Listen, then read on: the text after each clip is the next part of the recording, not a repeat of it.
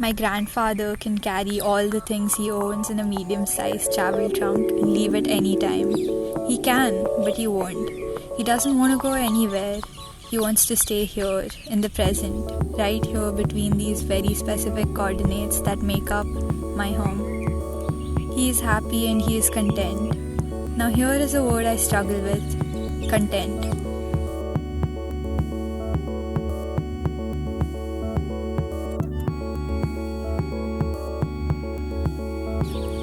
When I achieve what I set out to achieve, I feel happy.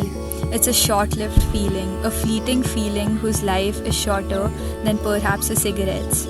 Being happy all the time, I'm sure, is exhausting and totally worthless. One can argue that constant happiness takes away the meaning, the value of the word itself. But I don't believe I can make such excuses for being content. Being content, especially when I have no control over things.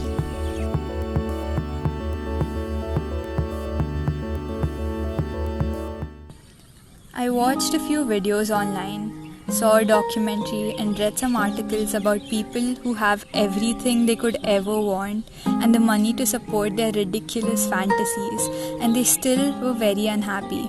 That scared me, made me feel like I too was a bottomless pit in making. When they decided that they wanted to change their reality, they gave up almost everything and became minimalists. This word intrigued me.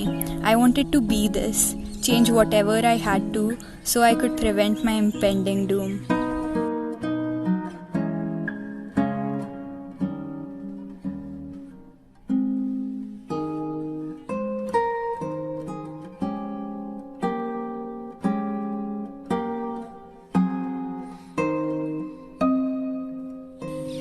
The more I read about this, the more videos I watched, I couldn't help but think, I know a minimalist. I live with one, my grandfather. While minimalism became a thing in 2006-ish on YouTube, I realized my grandfather had been following this for all his life.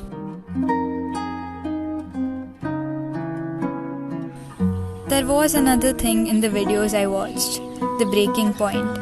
This is when I believed the people in those videos decided to make radical changes in their life. They decided that they no longer wanted to live these meaningless lives with so many material goods. I don't think my grandfather had any such point. This is just how he has lived all his life.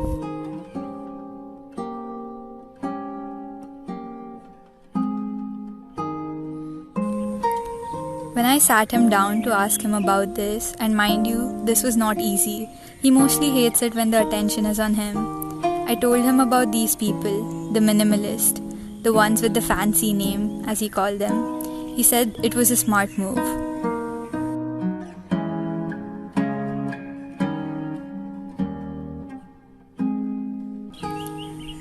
I asked him if he was happy.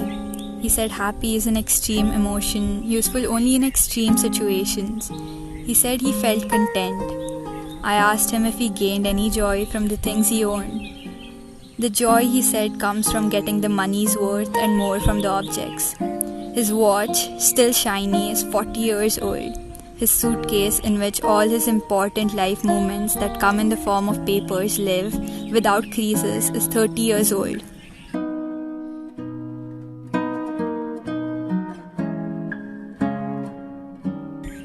The things were made to last during those days, he said. Now, things exist, so we break them and buy newer, trendier ones. This is a good business model for those who make them, not so much for us. We break and collect, buy more alongside the broken ones. We are occupied by consumerism. We are almost trapped.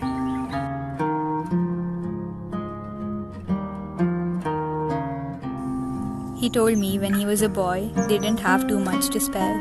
He learned to derive happiness from what he could. When he grew up and did have more to spare, he never felt the need to fill his life with anything other than the essentials. He had learned a lesson that us, the children of plenty, seldom understand. Less is more. He maintained that, said he never liked the idea of owing anyone. A man truly happy with what he had.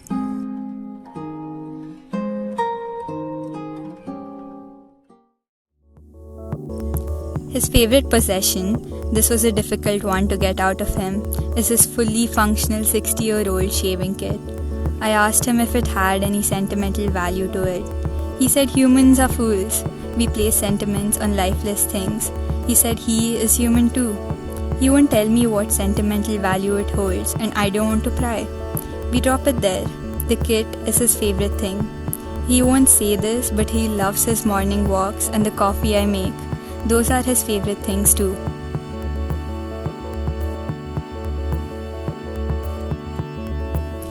I have too many dreams. I want to be many things.